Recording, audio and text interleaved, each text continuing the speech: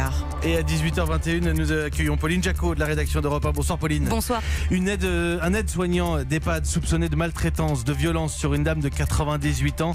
L'EHPAD dont on parle est à Arcueil, c'est dans le Val-de-Marne, en région parisienne, la maison du Grand Cèdre. La famille a porté plainte la semaine dernière, vendredi pour être précis.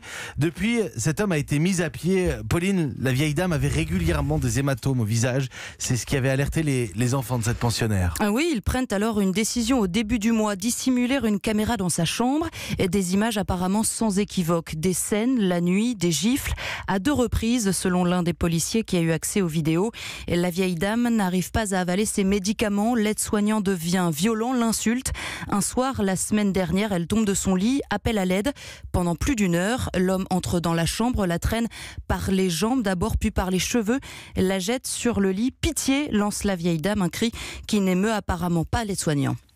Cet aide-soignant, Pauline, qu'est-ce qu'on sait de lui ? Il avait déjà été violent dans cet établissement ? Il n'y avait en tout cas jamais eu de plainte dans cet EHPAD à son égard, selon nos informations. Inconnu des services de police, il était considéré comme l'homme de confiance de l'établissement. Dans les murs depuis une dizaine d'années, depuis l'ouverture de cet EHPAD en fait, il a été convoqué par la police du Kremlin-Bicêtre ce matin et a été placé en garde à vue. Merci beaucoup, Pauline Jacot de la rédaction d'Europe 1.